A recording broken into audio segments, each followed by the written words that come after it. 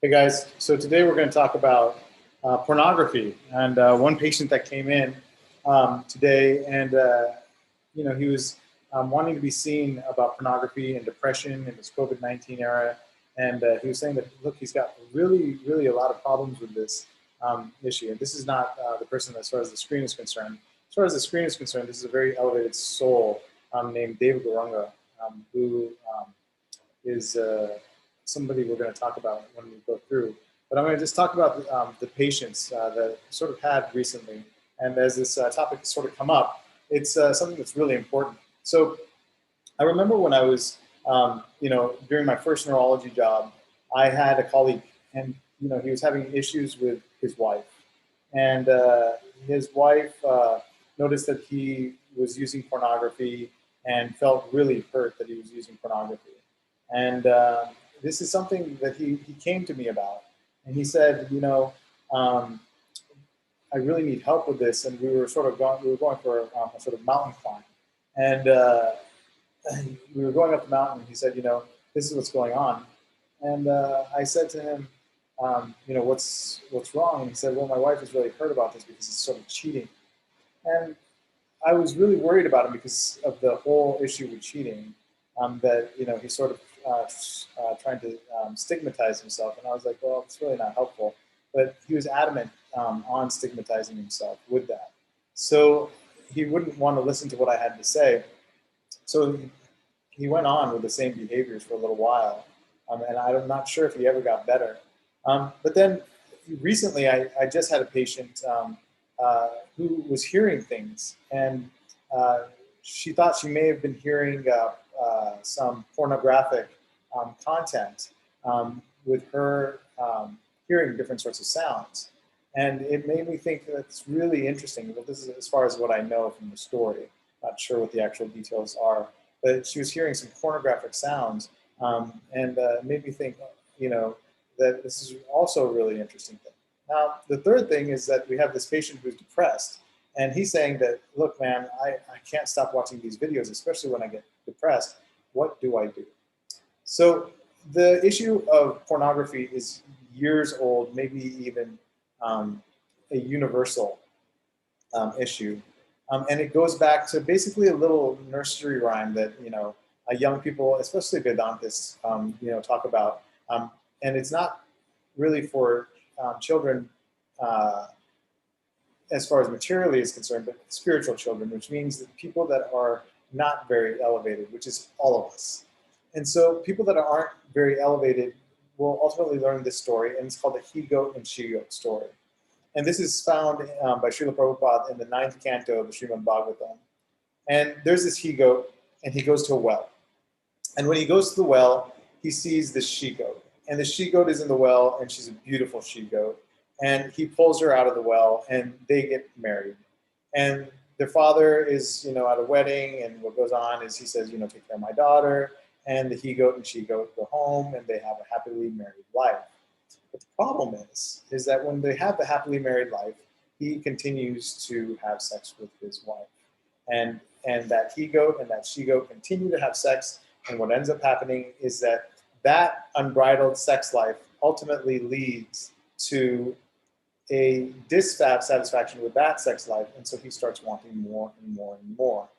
And so what happens is he starts wanting her friends, and then he ends up with one of her friends, and ultimately that leads to him losing his manhood, because her father finds out and curses him and says, you no longer have that. But then finally he regains his manhood once he realizes that the thought process of the self-realization of life is what's really important. Now, it's kind of a really funny story, especially when you're hearing it as a kid. But it drives home the point that number one, don't go outside the box, because you will probably lose your manhood. The second point, which is really the most important point, which is sort of found in this Vaishnavism thought process, and it is also at the elevation of every single spiritual path that's there, that you have to give up these things in order to make a elevated path. Now, I know you're gonna say, oh, no, that's probably not right, but just give this a chance, because in order to hit that incredible point where you actually feel that high, in my book, It's a meditator die, KneeTie to get high. The currency between you having a really ecstatic life experience versus not having a life experience that's ecstatic is based off of one thing. And is it your ability to give up these things, and how do you do it? And the real currency is mercy. And if you have mercy, these things will be important. If you don't have mercy, you will lose out on all of this. So basically, my recommendation to this gentleman who came in, and it's pretty serendipitous, is that he came in and he said to me, look, I really need help. So what do I do? So I told him 5 things that he can do as far as clearing what his subtle body. And so there's a bunch of different bodies. So you have your consciousness, and that is thought of as your subtle body. And that consciousness and that focus needs to be cleansed. And once you cleanse that, and once that's filled with a lot of mercy or ecstasy or whatever it is, that's not the drug ecstasy, but it's actually cleansed, you'll be very, very happy. So 5 things that you can do. First thing is Hanuman Chalisa. Why Hanuman Chalisa? So Hanuman Chalisa is a very, very powerful, powerful prayer. You can have it on continuously, and it can help you accomplish your goals insanely. But also, Hanuman is the brahmachari, and we just got through Dussehra, and Hanuman's a brahmachari, and he is one of the key figures in Ramayana. And his brahmachari power allows him, and his focus on Ram allows him to accomplish tasks that are completely unachievable. So that's the first thing. And number 1 is that he has full control over that part of his body. But on another thing, a personal experience that I noticed with Hanuman Chalisa is I was in my residency, and this was at Hopkins, and every Tuesday I would go to the temple and I would visit Hanuman. One Saturday, I decided to actually think about what is actually said in this Hanuman Chalisa. And there's a passage that says, if you read this 100 times, your life will be blissful. And I was like, okay, let's give it a try. So I thought to myself, all right, this is quite amazing.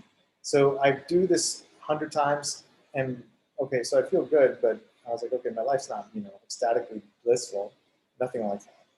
So then on Tuesday, I'm driving to the temple, and there's this immediate smell of a skunk. And I remember this so vividly. And then immediately it changes. And I can smell roses. And I'm like, wait a minute, I'm having either a seizure, or why am I smelling roses when this should be a skunk smell? And I realized that it's all connected because I'm headed on, there's a spiritual path, there's a service direction, and I'm going directly in this, and I'm on a pilgrimage, albeit it's a half an hour to 45-minute pilgrimage from my house, and I'm driving to the temple. And I was like, interesting, that your perception can actually be changed by your consciousness. The smell of a skunk can actually be the smell of flowers. So when I heard about this doctor that's having trouble with this, it made me think, that's horrible. But it's horrible because number 1 is that he won't allow mercy to come to him because the stigma of this is bothering him so much. Number 2 is when I heard about this patient who could hear pornographic sounds, it also made me think, oh my gosh, I feel so bad for this person. Like, this is very painful to hear because this person has not been taught from very early on how to handle very difficult situations.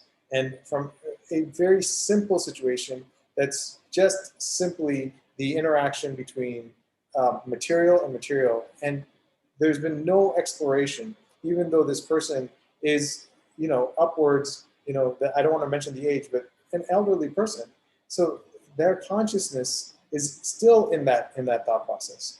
And no matter what, that consciousness, no matter what happens, it probably won't be changed by these things. The third person is an actual person who may have this upbringing that understands the spiritual part of it, but didn't get the actual upbringing of this Panchatattva mantra, which I'm going to talk about next. So you have the Hanuman Chalisa, which is number 1. Number 2 is the Panchatattva mantra. The Panchatattva mantra is insanely powerful. And it's so powerful because it is the massive currency where KneeTie comes from. It is the currency that will bring you the ability to immediately cleanse that subtle body. And if you do about 5 to 6 rounds of Panchatattva mantra every morning, you will be able to go on to other mantras. So the whole step-by-step process I teach in my book, Meditate or Die, KneeTie to Get High, which is also associated with a great saint who I follow, who was able to get over the issues of stroke and all the obstacles in life that one could have. This man has transcended beyond, and he continues to function at an even higher level, even after having a stroke.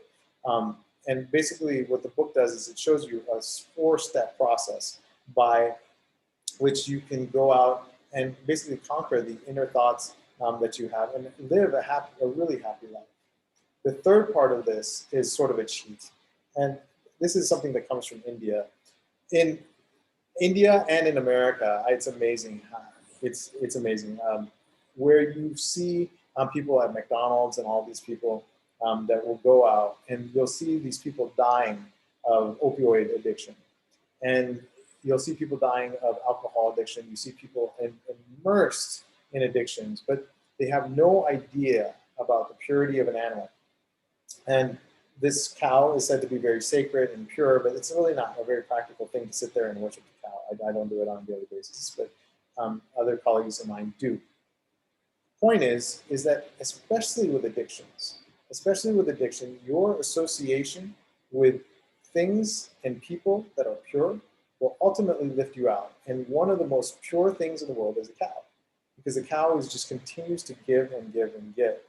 So if you were to take urine of a cow and bathe it in the morning, then shampoo, you will increase your happiness, no doubt, because the cow is pure joy because of its giving nature. And you'll notice that urine actually will cleanse you and help to cleanse your subtle body if you have the guts to actually pour it on your body. So this is a very, very powerful thing, and this is only in this video. I don't talk about it in the book because it's too hokey, but it is a very, very powerful thing, and it's written up that if you do associate with cow urine, it will purify you. I noticed this on a trip in 2013, 2014. I was on a trip, and I went to Pittsburgh, and I drove there, and somebody had said that this is some lemonade, and it was actually cow urine mixed in it, and I drank it, and I was like, oh, this is really strong.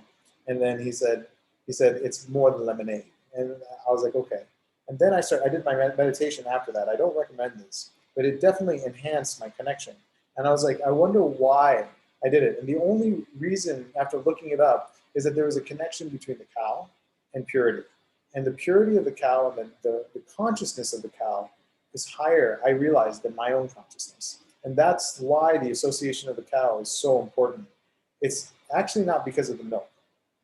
It's actually not because of the urine, but the consciousness of that cow is much higher than our consciousness. It's endowed somehow with these properties. So if you are taking care of cows, you feed them well and all that, and you have that ability to treat them well, there's something about them that may allow you to let go of your addictions. And it's funny that in those countries, including India, that have problems with cow killing and whatnot, you will probably find that these people have more issues with addiction than anything else. And so it's laughable to me, almost. It's laughable to me because it's so ironic and it's so painful that the only thing that you can do is laugh, is that you see people who will on one hand say, I'm having these terrible, terrible addictions, and then in their plate is a slab of meat, and the consciousness that goes into killing and causing pain to another animal is actually just being put right back on them. That's the next thing. The next thought about this is diet. And the diet that you should probably take while having this is probably more of a fruit and wholesome diet. And that's really, really important. Okay, so those are the things. Now, the next thought process is that you probably want to read the Bhagavad Gita, and you can skim through the Bhagavad Gita. You can go to the Vedabase.com, and you can skim through all of the Bhagavad Gita very quickly. And you can do it very quickly, and that will help to also purified that consciousness. And once that consciousness is purified, that mercy will attach rather than those thoughts of all these other things. And once that mercy attaches and you actually meditate after that, then that taste develops. And once that taste develops, you don't want to go to the other things because that's just not going to do it anymore, right? So that's really there. So the consciousness is this, is that all of us are pleasure-seeking people. And we are looking for the highest pleasures that are out there. It's just that what you're willing to settle for. And so if you're willing to settle for pornography, which is sort of this low-level pleasure that can only destroy you, or you want to go for a higher pleasure, then go for the higher pleasure and really enjoy it. And so the way you do it is you grab onto that mercy. And that Panchatattva mantra, if you do it over and over and over again, will certainly hit any meditation that you have and will allow you to experience that mercy at a much higher level. So ultimately, I felt horrible for, my colleague. I remember when we were climbing that mountain, I felt horrible for this woman who's hearing these sounds and thinking they're these pornographic sounds. I feel horrible for this person who wasn't really taught the basics of this. And this is taught in my book, which is basically $1.30 or in India, or 99 rupees in India, and like $3 in US. It's a very, very cost-effective book, and it can change your life and give you perspective. So please buy the book below and go from there and really, really try to imbibe these things in your life. If you have these issues of pornography, it can really be rid from your system very quickly. If I was somebody who had this issue, I would sit down for one day and I would nonstop just chant Panchatattva mantra. By doing that for one day, you may actually cut out that karma. And what I mean karma is that these things are built up over lifetimes. Your genetics is built up over lifetimes. And so when you have that actually take place, and when you hit at that karmic level and you hit it, these things move away. And then you have this thought process that, okay, how can I align myself with a much higher goal and a much higher consciousness? All of us are struggling, and that's why we're on Earth. Not better than you, you're not better than me. We're all sort of in the same boat. But the key is that some people learn and some people don't. And it's very sad to see when you have this knowledge and people don't have access to it. So I spent my life trying to make sure that people have access to this knowledge because it's absolutely important. I'm going to end with a case. And one case that I saw, and I remember I was in fellowship, and I saw an 80-year-old and 79-year-old. And the 79-year-old was engaged in intercourse with his wife, and he had a stroke. And I thought to myself, we're going to put him on aspirin. And in addition to that, after we put him on the aspirin, we're going to treat his blood pressure. But nobody's going to say what the real thing is that why are you 79 years old and you're engaging in this? Every single magazine will say you should engage in these activities. This is a healthy thing. And actually, it's not. These aren't healthy things because the problem is that this poor guy is still going after this with his wife, and he's adding to the fire. So that's where it brings you back to the he-goat and the she-goat. The he-goat went and got married to that woman who was in the well. That's no problem. He actually wanted to, move forward and have that life on a daily basis. That's the problem. I remember in medical school, a girl named Kelly, and she said that she was a Christian girl. And she said, even lusting after your own wife is a problem. And at that time, I was like, I have no idea what you're talking about. And then I realized now, he's like, man, this is a central tenet. Lusting after your own wife is actually a problem. Why? Because that just adds fuel to the fire. And this fire spreads to other parts where a man will actually want other women by lusting after their own wife. So hope you learned something in this video. Thank you.